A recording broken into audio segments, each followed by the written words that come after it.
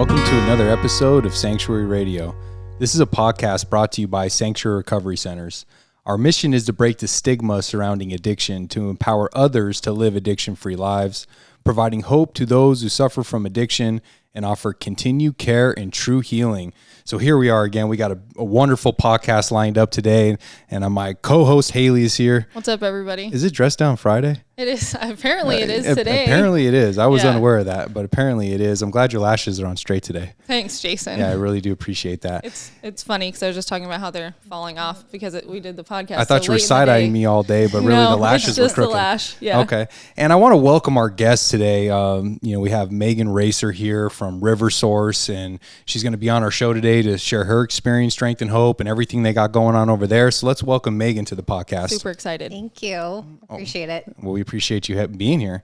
And so what do you do over there at Riversource? I just kind of want you to lay it out, what your role is there, some of the daily, job duties that you have, and what you really enjoy about your job. So why don't you share a little bit about that with us so we can get to know you?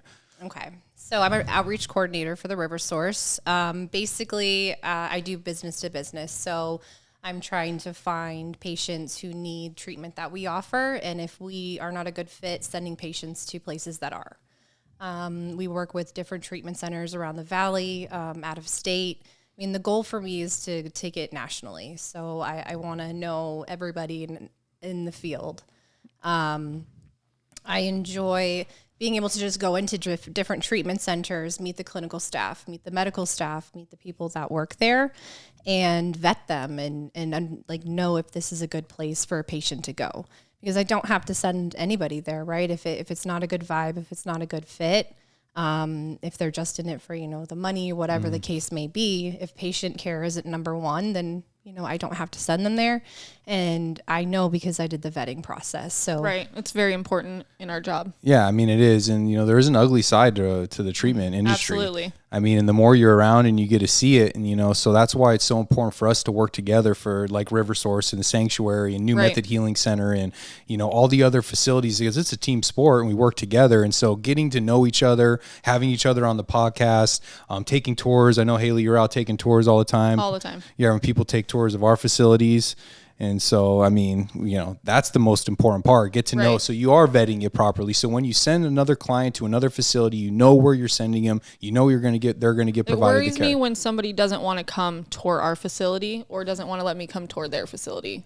That's when red flag number one, And you're good at recognizing red flags. I'm getting better, Jason. You're so. It's a lot better than it used to be. It is. Maybe I was just attracted to red flags. Maybe. Yeah. Well, I guess we'll weaponize the program for a minute. Progress, not perfection. Hopefully. That's what they say, right? Exactly. And so, Megan, we all of us, we have a story, we have a past, and that's what gives us, the passion to help others. And so you have a story too, and you're going to share it with us today. So, I mean, you were born out in Phoenix, Arizona, and the family dynamic. I mean, you had a pretty normal childhood. What are some of the fond memories that you have growing up? So fond memories would be going to the lake with my family. We lived out in New River at a certain time in my life, so we were super close to the lake. Mountain biking. My dad taught me how to mountain bike. Riding motorcycles. We went to the sand dunes all the time. We did do a lot of things as a family, but a lot of those things involved alcohol. For me, it was about the adrenaline and, having fun, but definitely for my parents, it was about drinking. Right. So did you have cool dad and cool mom?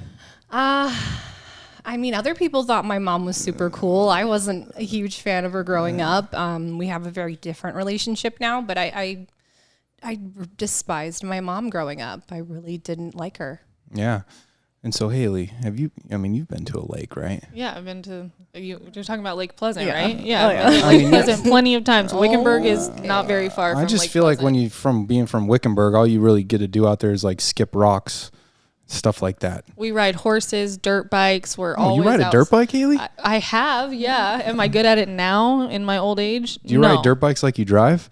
Yes, exactly like I drive. I was scary. always getting in accidents. We did four-wheeling. Like I said, we were always outdoors doing something. Okay, you're always outdoors. And so how good are you, Megan, at riding dirt bikes? Probably better than me. Right. Yeah, no, I had a passion. Yeah. So I was Are we talking like adrenaline. racing tracks or just freestyling it? No, it was, all about going out into the desert. It was about, going out into the sand dunes. Yeah, there were like components where we would race and things like that, but it was more of just like being free and, making your own jumps. Oh, and, like your own jumps and like pushing creating your own yourself to the trail limits. out Yeah, there. exactly. And it was, so it was a way for my dad and I to bond. There wasn't that emotional connection that was there with my father. So this gave me an opportunity as a child to connect with him. Okay, and so now you're out there and you're in New River, but you actually go to, what high school do you go to? I went to Sandra Day O'Connor. Oh, shout out Sandra Day O'Connor. Big shout out. You know anyone from over there, Haley? No. No, you ever heard of it? No, not until she mentioned it earlier. Do you know what the name comes from? Who Sandra Day O'Connor is? No. Megan, You guys my always God, have to explain listen. things to me. please educate her, I'm Megan. going to nerd out for a second. Okay, so like high school, I was really into politics, okay? And, the first year that Sandra Day O'Connor was open, I was a freshman, and she actually visited the school, Justice Sandra Day O'Connor. She wasn't, she wasn't a Supreme Court justice at the time. There you go. You gotta explain it all the way with her. She doesn't catch on right away. Coolest I thing didn't pay attention in school. thing. That was not my thing. Yeah. I'm a bad speller, reader.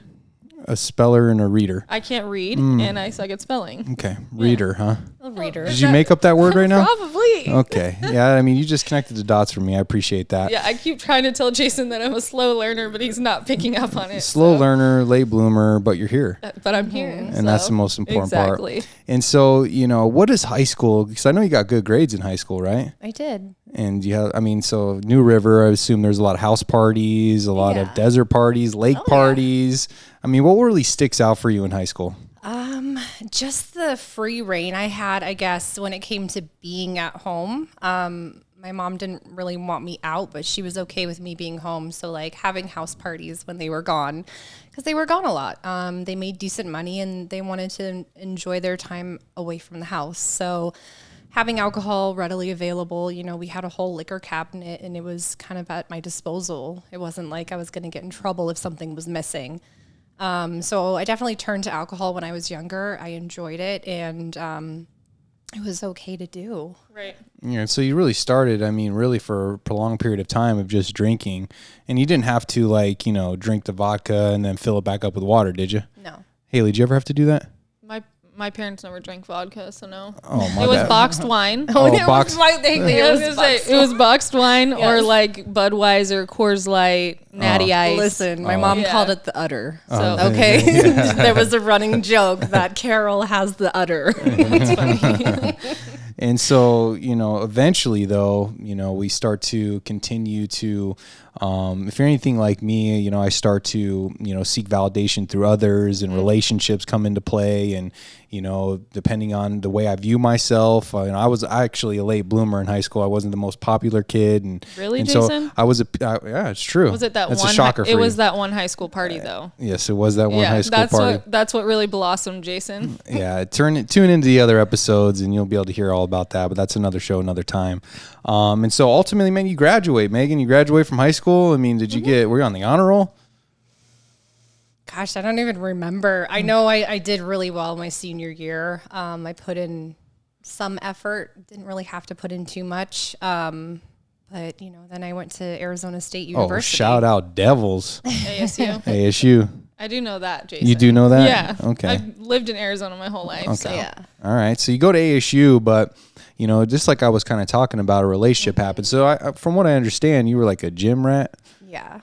So when I got out of high school, I just found a really big fascination with powerlifting. Oh, we're talking powerlifting?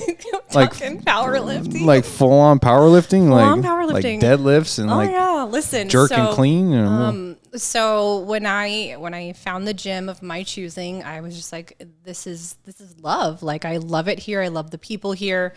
I got into a group of bodybuilders that worked out there regularly.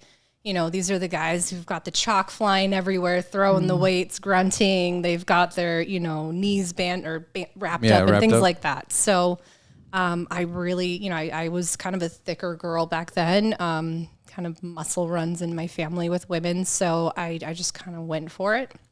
I started with squats.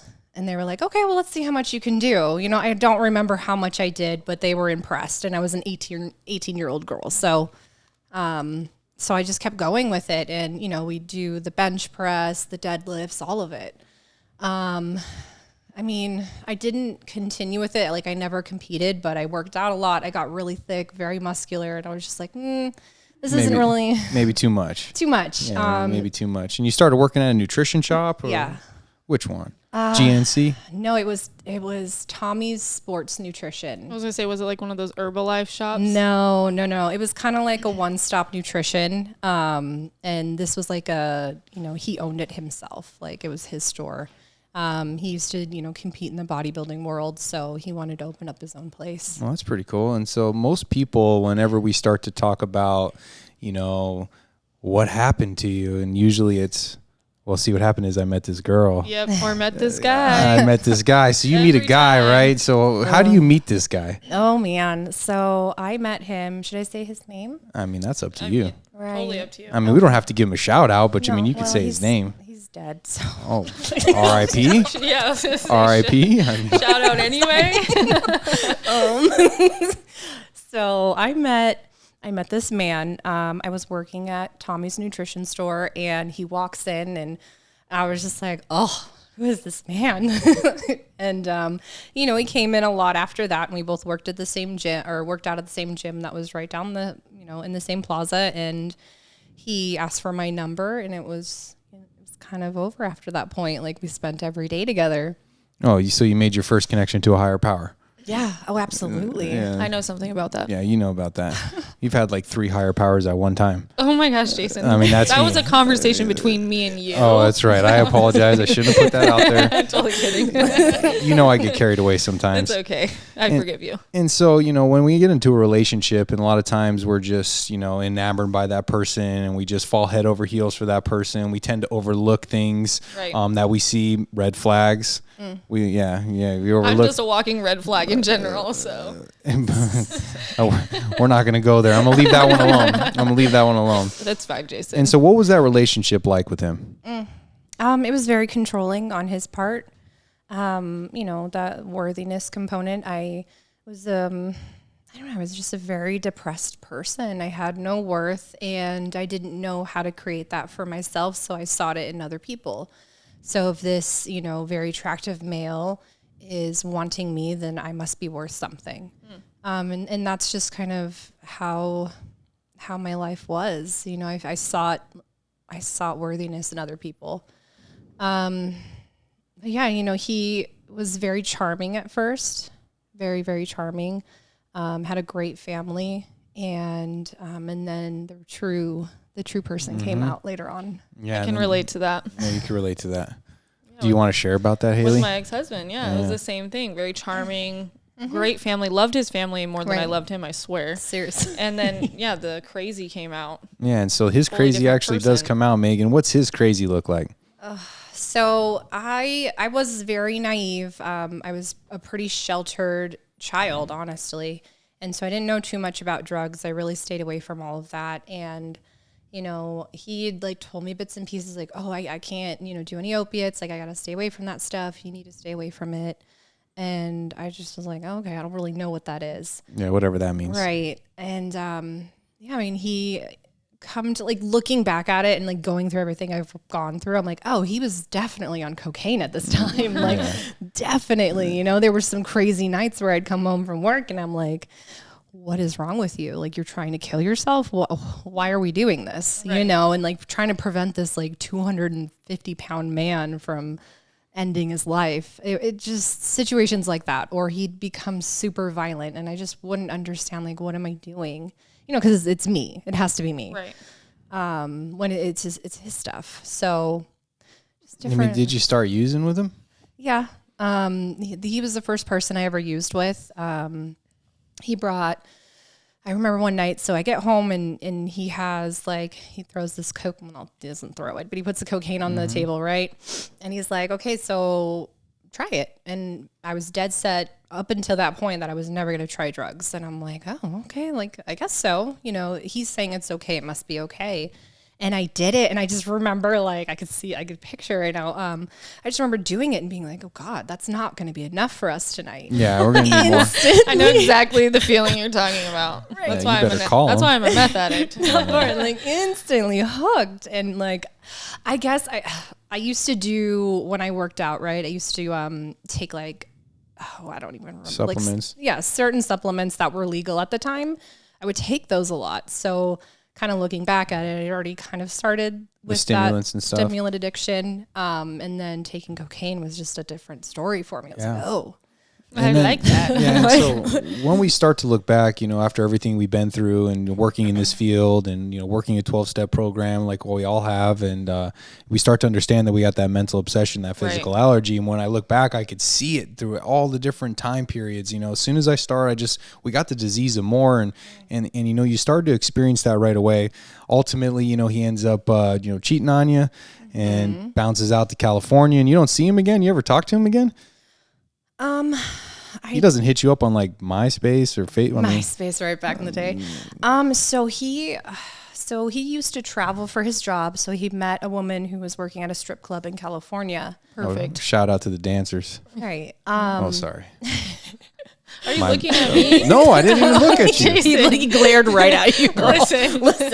I was never a stripper, Jason. No. I can't dance. No, I know. I have no rhythm. Okay. Well, the look on my face was like, damn, my wife's going to hear this. And what's funny thing, just a little side note, I tell directions by strip clubs. Oh. I'm like, oh yeah, I know where that's at. The candy store. Right. Past the candy store. Yeah, Union Hills and Cave Creek. I know where that's at. Yeah, exactly. That's hilarious. And so does he ever try to reconnect with you? Or what happens is you meet another guy right away. Yeah, so I met another guy who actually worked in the same industry that he did. That was a pretty toxic relationship. He was in recovery but was drinking, right? Oh, he's Demi Lovato sober. California sober. Some traumatic events in his family occurred. He went straight back to heroin, and it was just like my first introduction into the hardcore drugs. Like, oh, wow. And I had already been like dabbling in opiates, but I didn't know about the crossover and what heroin looked like. So I left him, and then 5 months later, met my children's father, who also knows the ex before him. It's just they all knew each other. They're all intertwined. They all spot each other at the gym. No. Oh my gosh. No. Oh. Only one gym rat for me. Oh, okay. I'm just curious. That's funny. And so now you got the new guy in your life, and you're doing harder drugs, and full on addiction happens, and just like everything, once we start using drugs again, it's all gone right away, and you drop out of school, and you get pregnant. So what was that time period like? You're pregnant and you had a drug addiction. How does that all play out? Yeah, so I dropped out of ASU my senior year, and then I was going to ASU for criminal justice, and then I realized that I'm pregnant, and I'm about 2 months pregnant, and I don't know that there's a way to stop using. I don't know this world yet, but like I know I want to stop using, right? But my mind, my body's craving it and my mind's craving it, so.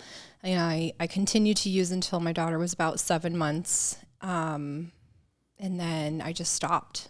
I knew that CPS would be involved if my daughter and I both tested positive for opiates, so that was the motivating factor in that. So about 2 months after my daughter was born, her dad came back around, and he, during my pregnancy, was on heroin. And I was getting super fed up with it. And so my smart idea is like, well, I'm going to do it too. Yeah, we might as well do it together. You ever said that, Haley? Yes. Yeah. I've literally uttered those words before. Well, fuck it. If you're going to do it, I'm doing it. Load me up. Yeah. If you're going to load me up a shot. At least still be home tonight, and we'll be able to do it together. Exactly. At least he won't leave if I just am sitting here getting high with him, or maybe he won't beat me as bad if I'm not nagging him so much because he's always gone or whatever. I've literally been in those same situations. How many times? Too many. Too many to count? Too many. Okay, let's do prison math here for a second. How many times? How many times? Yeah. Literally. Every time? I probably relapsed 1 or 2 times with him like that. Yeah. Yeah. And so that's usually what happens. It's so hard, man, to have a relationship with someone in active addiction while you're trying to stay sober. Yeah, it's just not going to happen. It's just, we would never suggest that to anyone. And so it gets bad though, just like everything does, and CPS does get involved, right? And so what's that look like for that time period? So CPS was involved for about a year and a half. It's kind of the average length for a case opening and closing with them. Dad kind of bounces around. So he was in Missouri when the case opened. He came back to Arizona. And we're both, we're doing what we need to do to get our daughter back. He and I weren't talking. We hadn't talked for probably a year. And one night we see each other at Task. Task. Big shout out to Task. Are we talking They did just shut that down. Yeah, it's a Vera Health now. Is that a whole different location? I think it is. Yeah. And so I remember I used to have Task. to test at Task for my DCS case. On were you at the one on Myrtle? The one downtown. I was in Mesa. Oh, you're in Mesa? Yeah. Okay, I'm not familiar with the one out there. So you end up, what a better place to run into someone at Task. Love at first sight again. Look at us, we're doing so good. We're both sober now. All right, well, I was. He was iffy. It was a little touch and go. Right. And so, you end up seeing him again. You go through the CPS process, you get custody, and then you run into him again, and then, it's on again, and you get pregnant again. Right. And so now you got 2 kids. Now I have 2 kids, a father who wants his daughter but doesn't want his son. During the process of me being pregnant, he, tries to unalive himself. And he was unsuccessful, and he took off at that point. He did what he does best, and he went to Missouri. So at that point, I have my son and my daughter. I'm trying to raise 2 kids on my own. It's hard. It's very challenging. I was sober.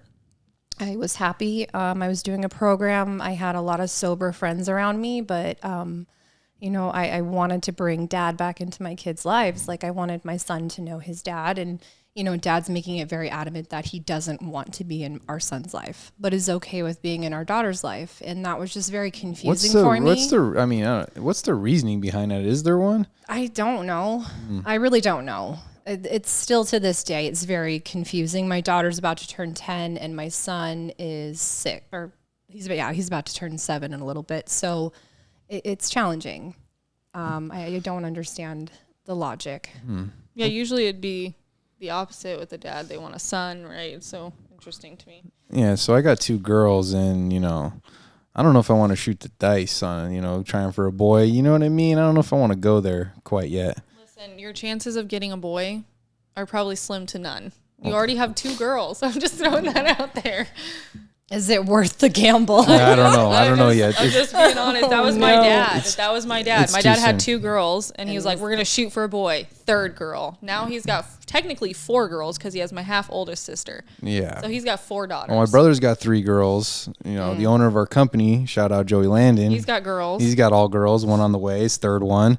Yeah, I don't know if I'm going to go there, but so you're, for about a year and a half, 2 years, whatever that time period looked like, you're pretty much a single mom. Were you working at the court system, I hear? Yeah, so I got a job. Superior Court? I got a job through Maricopa County Clerk of Court through the Superior Court. So I was working in the adult court in Mesa. I might have called you a couple times. Maybe. Yeah. That's kind of funny. Asking about court dates. Yeah, so Off Javelina? Uh-huh. Oh, I know where it's at. Uh-huh. You ever been there, Haley? No. You've transported somebody there. Maybe. Yeah, probably. you have. Yeah, I was the same. You never caught any cases out of Mesa, did you? No. What about Wickenburg?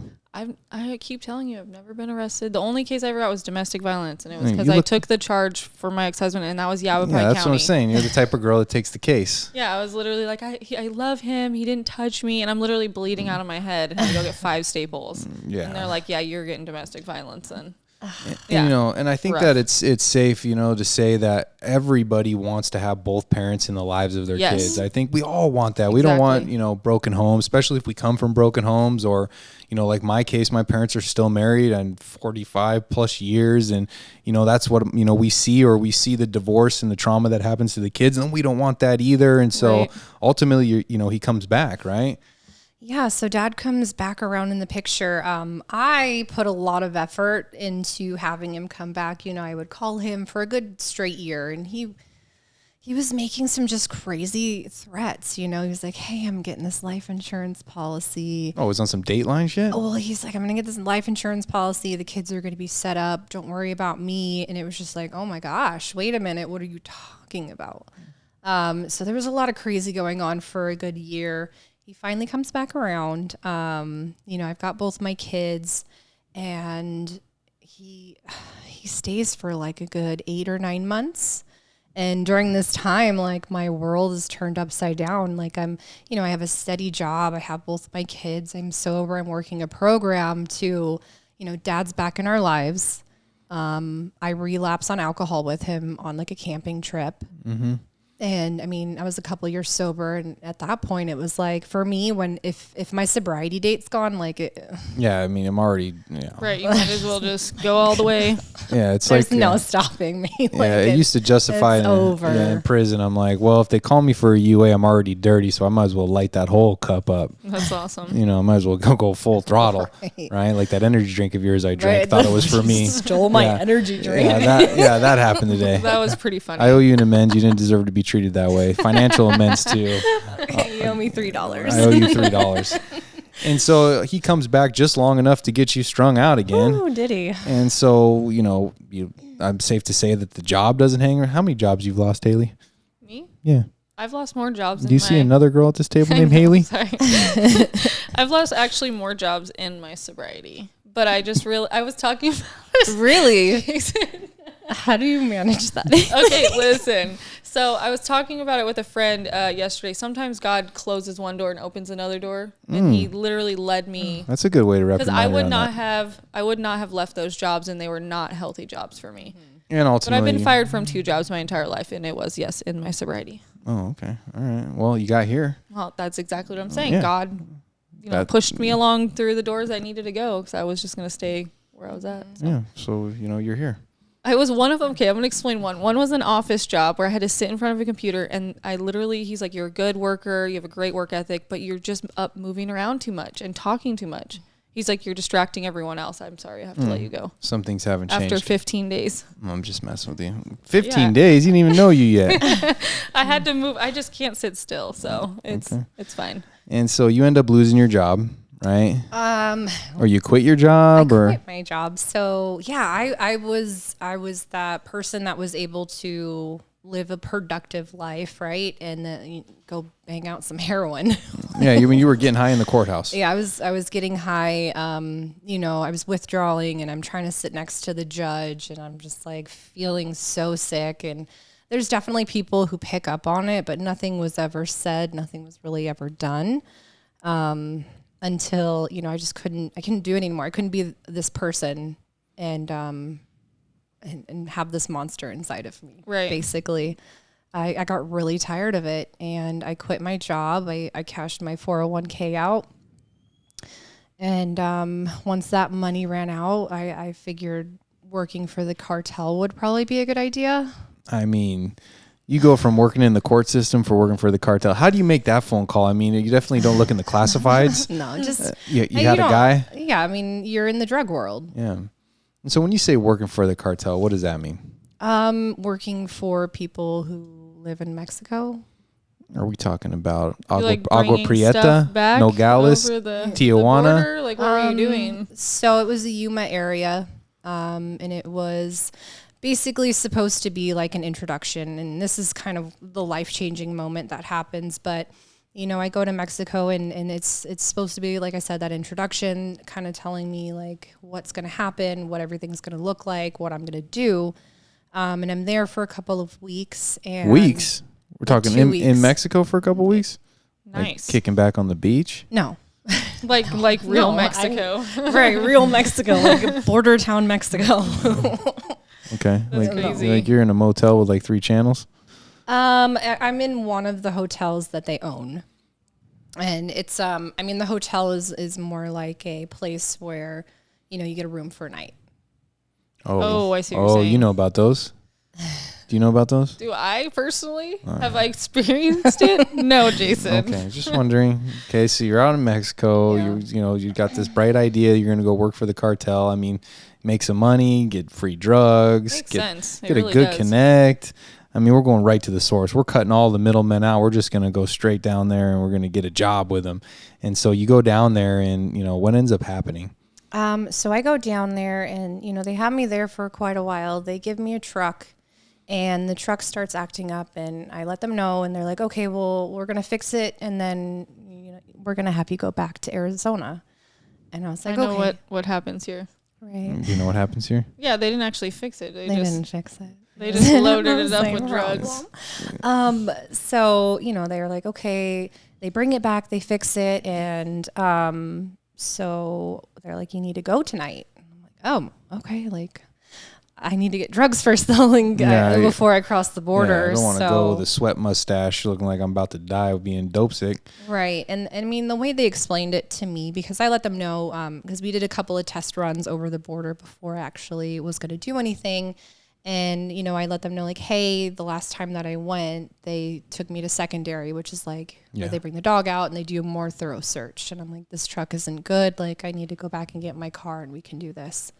So they said, okay, well, we'll do a different job. Like, just go to Cali. We have some money that needs to be picked up. Come back, and then we'll move forward. Like, okay, I can do that. So they want me to leave that night. And I remember, like, I needed to get my stuff. Like, I was really coming down at that point. And so I'm like driving to this guy who's American, and he's like hiding out in Mexico from the feds. And so like I'm driving to his house, and they find me. Like, they find me on this like back road, and they're following me and like flashing me to get over. And I'm like, what is going on? I'm like freaking out, crying, and they're like, you need to go. I'm like, I just need to get my drug. Yeah, I need to get well for. I'm not doing I anything. have to get well. Yeah. I'm not doing anything until that happens. Yeah. So, I go back to the border, and they bring me what I need. I do what I need to do, and I cross the border.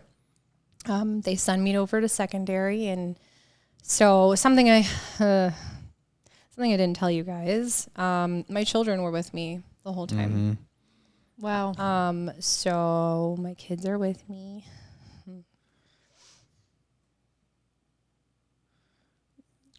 I've been there in those situations. Like, not exactly, but it doesn't mean we're bad moms, right? No. We're just under this, the addiction. Like, that's the most important thing to us. And that's why we can put our kids, like, you talked about using when you were pregnant, and I used with my oldest son until I was 6 months pregnant. Right. So I know exactly where you were at. Like, I've been in that situation. Yeah. So, the doctor's opinion tells us that the doctor's theory of drugs and alcohol interests us. As layman as our opinion of its soundness may of course mean little, but as ex-problem drinkers, his explanation makes good sense. It explains many things for which we cannot otherwise account for.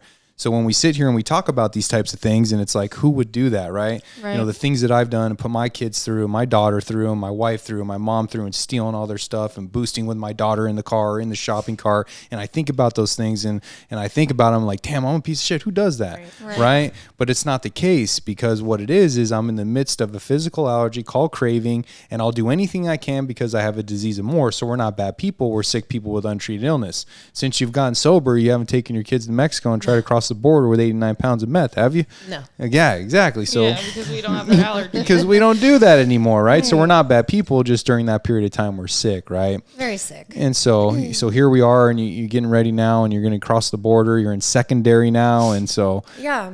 So we're in secondary, and I thought it was going to be pretty routine, like it was the first time. I get out of the vehicle. They tell me to get out with my kids, and I see that they're bringing the dog, and I'm like, okay, this is no big deal. And then I like see them waving down everybody. Yeah, you're like, uh-oh. Oh, no. Red flag, huh, Haley? Red flag, exactly. Run.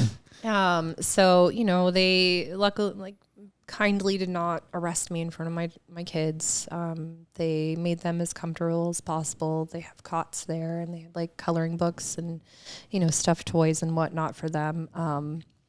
I had to call they called my mom for me to get my kids.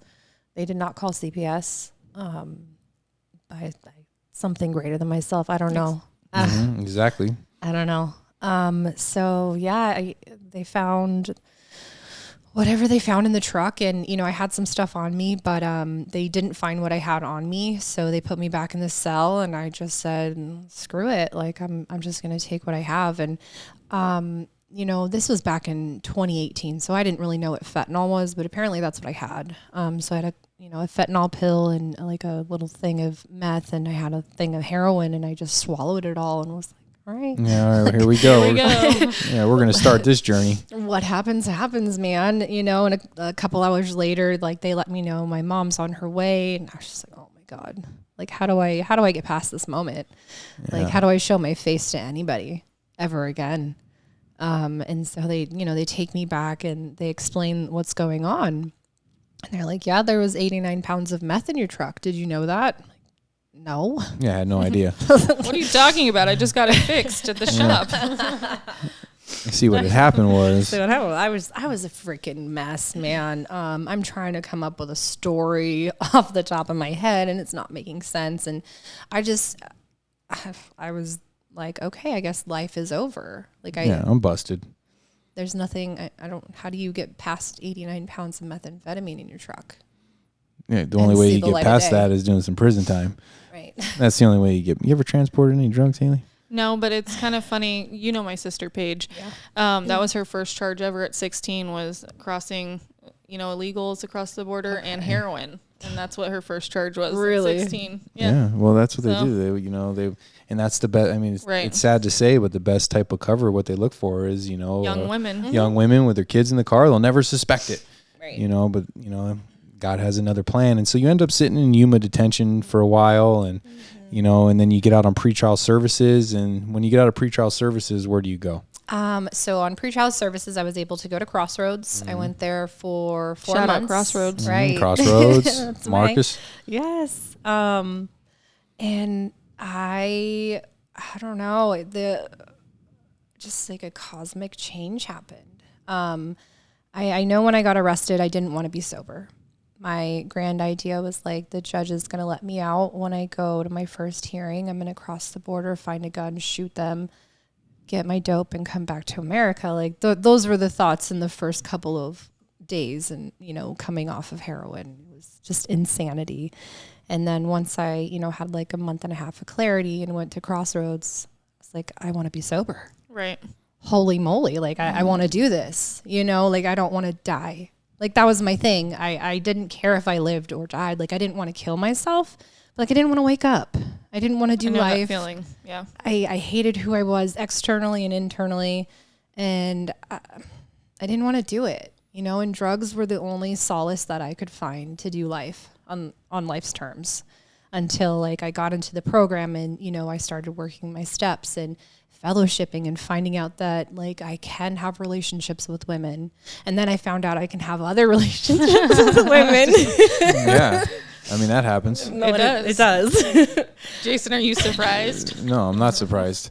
I know you fell in love in the med line several times, Haley. In my all women's treatment center. Yes, it happened. Listen, at a time, Crossroads did not have cameras, okay? Yeah. It looked like the Playboy Mansion over there at Crossroads in Mesa. That's funny. Did you go to Flower or Mesa? The Mesa one? You went to the one in Mesa, and so, anytime, we're fighting a case, being in treatment and completing a program and doing all those things and going and going to prison or going to court sober with the fellowship behind you and doing all those things, that is the most important thing, because that's what recovery teaches us, to identify a problem, get to the solution. Before I found recovery, it's like problem. I'm gonna throw some more problems on top of here. I mean, when I went to prison, I was out on 3 different cases and then caught another case, made it even worse, caught an 8-year prison sentence. Kept getting high, overdosed, came right out, got high again. But unfortunately, when you get caught with 89 pounds of meth coming over the border, you're going to go to prison no matter what. Right. And so how much time did you get? I was sentenced to 30 months in prison. I did about half of that sentence.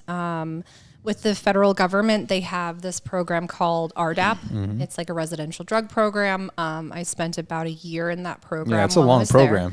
Yeah. And then when I got out of prison, I was on home confinement. And so that was another 7 months of like being on home confinement as well as doing the RDAP program.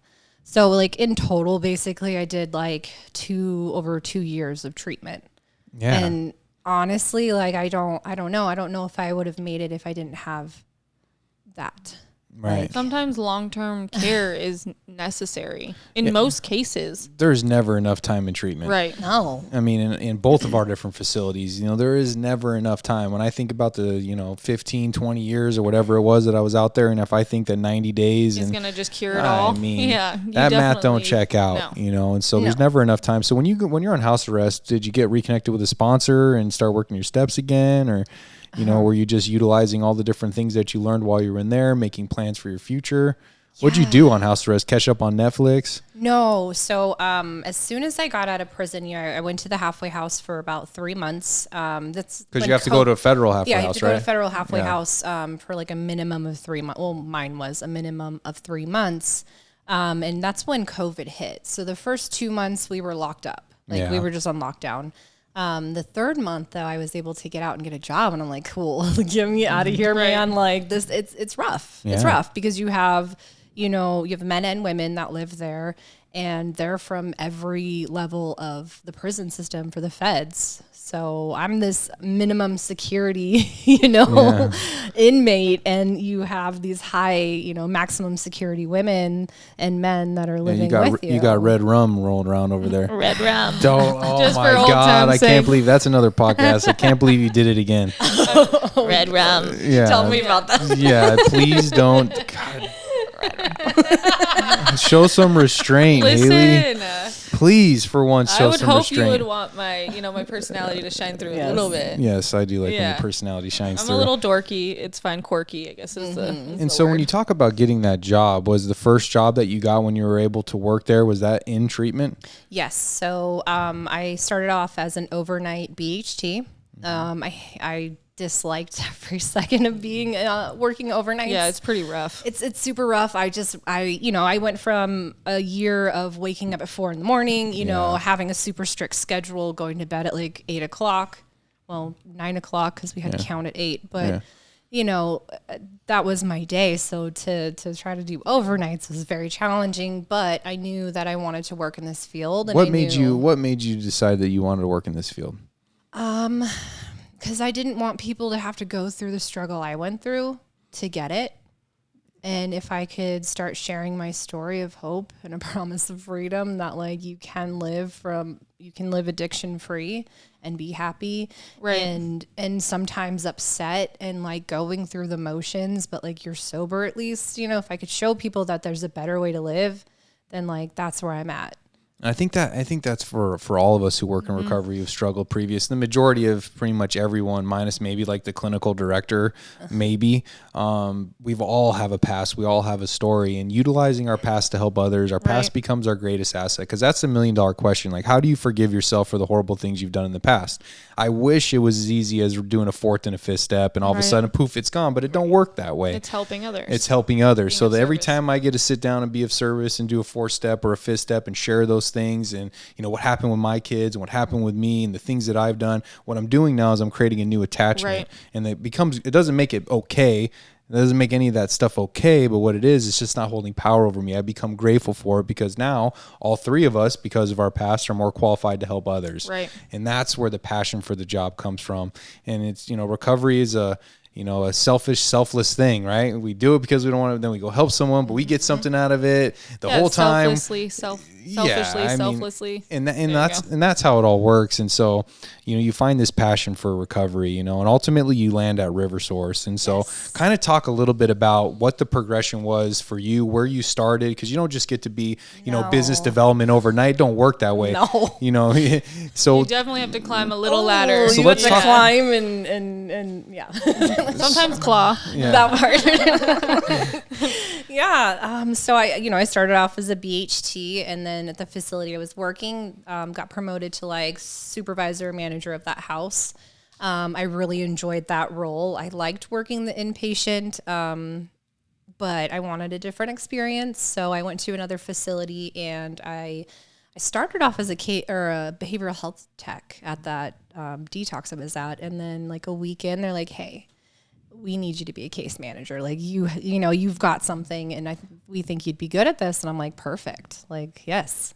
I had no idea what I was doing. And that's usually how it is when you start any position in treatment. Right. There's not a lot of training. It's kind of like, here, throw you to the wolves, figure it out. Yeah. But I mean, we can figure it out, right? Well, especially as addicts, we're qualified. Like we did whatever we could to get our drug. I'm pretty sure we can figure out how to get someone their ID and like, you know, get them to Social Security on time or whatever it is. Yeah. Yeah. And so a beautiful thing happened when I started doing case management. You know, we're required to send patients once they're done detoxing off to other facilities. And it was my job to ensure that they got into a facility that best matched with what they wanted.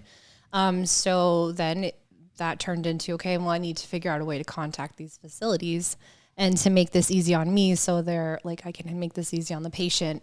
I think that's actually where you and I met. That's how we met. She was a case manager at the detox. Oh, that's where you met. You were a client? No, it wasn't Jason. No, I was working for Sanctuary in admissions, and she was actually sending us a lot of referrals from Virtue. Oh, thank you. And then I sent my sister there. Yeah. So she was, you know, helping with my sister and care of my sister as well. So. Oh, I thought maybe you had on those socks that have the grip on the bottom. I mean, I've kept my ones from when I had Jace 2 years ago. Oh, are you wearing them right now? No. Oh, okay. Yeah, they're sparkly shoes, but yeah, I don't know why I've always kept the ones from the hospital when I had my babies. So, and it's crazy. It's crazy how everything works out. So you get this case management job, and now what you're doing is you're building relationships with other facilities, and you're starting to create that network. And that's what business development is all about, is networking. And so you started to do this job, and then what happens? They see the value in what you got going on, and then do you take another step after that? Yeah. So at the time, our business development director, JT, you know, I would reach out to him because we had like all kinds of patients, right? We took access, we took commercial and all of that. And I took direction from him. Like, what would you suggest? Like, what would be a good fit for this patient? Because I don't know these facilities. I haven't met with them. I want to meet with them. What do you think? And, you know, he and I started talking, and he kind of told me about what he does. And I'm like, oh my God, that's what I want to do. Yeah, like, I like to do that. That's what you do? Yeah, you go out and have lunch and shake hands and kiss babies. And kayak. And get some phone numbers. Listen. Are we talking about that JT Linton dude?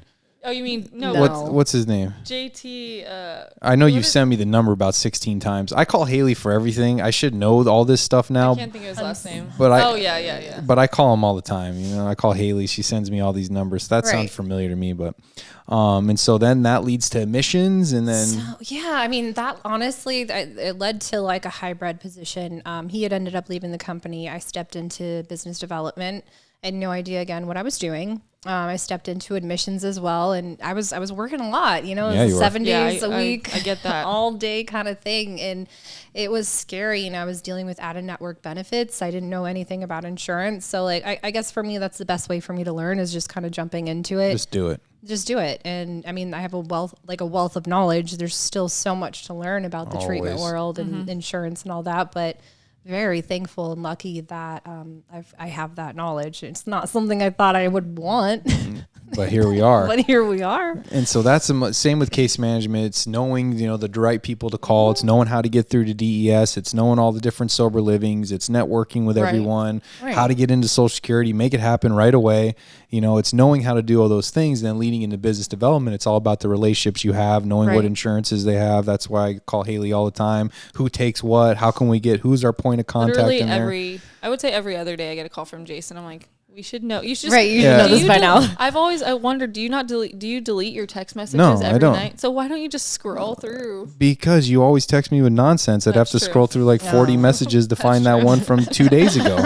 That's why. That's true. And I like to call you, especially on a Sunday, say 3 o'clock in the Because you end. just like listening to me yell at my kids. Yeah, is that what it is? That's pretty much all a Sunday looks like. I was going to say, Megan's called me, I'm pretty sure, when I'm at home with my kids. Probably, yeah, we need to record that. I need to secretly record one of those, and we'll use that as a podcast intro. Oh my gosh, that'd be embarrassing. And so here we are now, and being here with you today and working for Riversource and being business development and, you know, coming to networking events and doing all these different things. So I want you to take just a moment just to share about Riversource. You know, what do you guys offer? What kind of programs do you have? You know, if you're residential, PHP, IOP, what do you guys do over there? Just give us a kind of brief overview of Riversource and what you guys got going on over there. Okay. So super blessed to have landed this position at the Riversource, because it correlates with a lot of my values and my foundation that I created early in sobriety. And that was the goal, honestly. Right. It's like take the jobs that you don't necessarily want with the companies you don't necessarily want to get to the one you do who shares those values with you. And I was blessed enough to find that at number 3, you know? And so with the Riversource, we are all in network commercial insurance. We don't utilize any out-of-network benefits. We definitely take weird policies that a lot of people haven't heard of. And it's not about the money. So with the Riversource, we offer a full continuum of care. So we do detox, we do residential. Those are both in Arizona City. So it's far shout away. out AZ City. I know where that's at by Listen, Eloy. It's far enough away to where people don't necessarily want to leave AMA or against clinical advice. You ain't trying to AMA over there in Not in AZ AZ City. No, not now. Not They got that one. They got that one community store with a liquor store on the end of it, and I think there's a Little Caesars in there, maybe. Yeah, and there's like a Dollar Dollar General that's there now. And I love how Jason knows exactly. Yeah, I know where it's AZ at. City's Checks at. out. Yeah, I know. Yeah, that just says a lot about me. It does. It says a lot about you. Yeah, it does. I've been out there, funny. and so you guys have detox, residential. Detox Res, they're in the same building in Arizona City. Generally, it's about a 37-day stay. We prefer patients to stay there the full 30 days for their residential stays. So if they, hit 28 days, we'll pick up the rest of the days. Nice. We want them to finish that 30. And then once they complete residential, we have a PHP and IOP program in Gilbert. Oh, nice. So once they finish there, then you transport them out to Gilbert. I mean, that's a change of scenery. And Just that's a little bit. So the magic really starts to happen inside the inpatient facility, right? We have an amazing alumni program. And shout out to our alumni coordinator, Kim. She's freaking shout amazing. out Kim. Oh my gosh. So every week we bring in a meeting, and this meeting is held by previous alumni. Yeah, that's great. They need to see that. I love it. They really do. To Arizona City, mind you. And these people, like a lot of them are in the East Valley or wherever they're at, and they're taking the time out of their day to bring a message to these people who really need it. Like that's what I needed. When I was in treatment, I needed somebody to show me who had 4, 5, 6 months, you can do this. Yeah, because that's obtainable. That's the visual It is, proof, yeah. For us. And so you guys and that's the best part, just like the sanctuary has, the same thing the Riversource has, is you have every level of care. We don't have the detox, but we have We do work with. we work with plenty of different detoxes. So we Right. have the ability to get you in, but then you got the residential, then you take the next step, which is the IOP PHP type of program. Then from there, once they're ready and they got the foundation set and they've got a little bit more freedom, they've got a little bit more tools, and they've got a few more days under their belt. And then now it's the next step, which is sober living, And so you guys have all those things, and it's just really great to see, because a lot of times people just have one or the other. Then Right. what? Then what do you do? You're missing a Right, whole it's good. step. Yeah. When you start in one program, Start it is one so and- good to finish your care in the same program instead of jumping from different place to different place. Right. Yeah, Well, it's and very so, important. so if somebody does finish our full continuum of care, right, starting all the way from detox to res, PHP, IOP, and they finish that, if they relapse within their first year, they can come back. Nice. We don't bill insurance and we don't charge them. Wow. We want them to Oh, be that's sober. great. Right. Wow, yeah. So when I tell you Riversource, it's not about the money, it's about the patient really care. not. It really is. It's hard to that, find. That shows you right there. We just want you to be sober, man. And if it's not with us, we have amazing referrals or referrants in the community that we can send to you that we've already vetted. Right. That we know will be good for you. Yeah, I'm so grateful we had you on the show because Me it's too. hard to find that. That's why we both work here. It's because it's the same thing, client care first. And, it definitely shows that that's what you guys put first. And typically, I'm not going to get into all that, but it's hard to find. Let's It just really say is. that. Yeah. I don't want to blast anyone, even though my not at ego all. wants me to. No. But I would never do that. No, and the cool part about it, that was huge for me. I want to have that power. That sounds bad, but I want to have the power to choose who I want to work with and who the company I'm with works with. Because I've been through enough stuff. I've seen kind of how the treatment world operates, and it's I'm not don't wanna playing be part of that. Sketchier side. Right. I'm not Yeah. playing that. Do you put your patient first? What is your motives and your goals and all of that? Let me meet your medical and your clinical. Let me meet your case managers. There's nothing behind it other than I just want to vet who you guys are. Yeah, I just And want to see if what's you're going genuine. on. Yeah, that's all I really need to know. So let me come out there and see it. There's no Right. better way than to actually see it. And so, that's important really to get out there and do those things. And, where can people find you at? So, I mean, if you want to throw out some, that's the whole point, right? To have you on the show, to hear about your story, if you become visual proof to others, everything you've been through, and here we are today, the position you have, how hard work pays off, program recovery, taking action, doing all those things, and you have a beautiful life today. But when people need to get into the Riversource, how could they find you? Where do they got to go? And how can they reach out to you? Yeah, so if anybody wants to check out the website, it's theriversource.org, and you can kind of see the different facilities that we have, see if it's a good fit for you. The admissions line is 623-471-4304. You can also reach out to me on my personal email, megan.racer@theriversource.org. Or we have our LinkedIn. I have my own personal LinkedIn where I do put a lot of stuff on about recovery and about the Riversource and things like that. Yeah, so if anyone is out there and you guys want to get into the Riversource, you need help, you have questions, you want to get in touch with Megan, I mean, reach out, message her, call her, email her, and just come out there and be a part of it. And so, Haley, where can they find us at? They can find us on YouTube, TikTok, Instagram, Facebook, all at Sanctuary Recovery Centers. You want to put your personal cell phone number out here? My personal? No. Hold on. It's I'm pretty sure that's frowned upon. Yeah, it is frowned upon. I'm just messing with you. And so, Megan, I just really it's really nice to meet you. It's the first opportunity that I've ever had to meet you. I'm super grateful that I did. Excited. And thank you for being on the show. We really appreciate you being out there. Thank you. Thank See you next guys. time.